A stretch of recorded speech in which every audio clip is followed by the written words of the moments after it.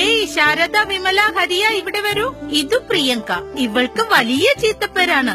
സപ്ലി exam തുടങ്ങി 2-ാം മണിക്കൂറിൽ എല്ലാ തുണ്ടുപേപ്പർ വെച്ച് ആൻസർ ചെയ്ത് ഹാളിന് വെളിയിലെത്തി.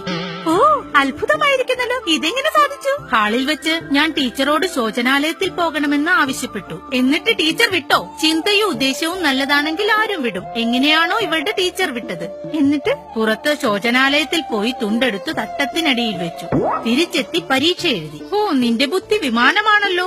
വിമാനമല്ല, റോക്കറ്റ്. ഹാ റോക്കറ്റ്. അതാ ഗോപൻ സാർ വരുന്നു. പ്രിയങ്ക, ഈയിടെയായി നിന്നെ സപ്ലി എക്സാമിനൊന്നും കാണാറേയില്ലല്ലോ.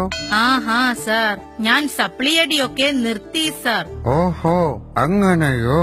നിന്റെ രജിസ്റ്റർ നമ്പർ 11012100 അതല്ലേ? അതെ. എന്നാൽ ഇത് വെച്ചോളൂ, നിങ്ങളെ ഡീബാർ ചെയ്യാൻ സാധ്യതയുണ്ട്. ഇത് നിന്റെ ആൻസർ ഷീറ്റ് വാല്യൂ ചെയ്തപ്പോൾ കിട്ടിയതാണ്. ഓഹോ, അത്ഭുതമായിരിക്കുന്നു. ഇത് ഞാൻ വെച്ച തുണ്ടാണല്ലോ. നമ്മുടെ ഈ പ്രിയങ്കയ്ക്ക് ഇതെന്തു പറ്റി? ആരാണ് തുണ്ടുവെക്കാൻ ആഗ്രഹിക്കാത്തത്?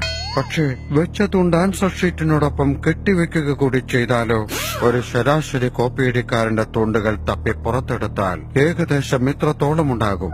നിങ്ങളെ ഡീബാർ ചെയ്യാൻ അത് മതി. തുണ്ട് വെക്കരുത്, അഥവാ വെച്ചാൽ അതൊരിക്കലും ഒരു ആൻസർ ഷീറ്റിനോടൊപ്പം കെട്ടിവെക്കരുത്.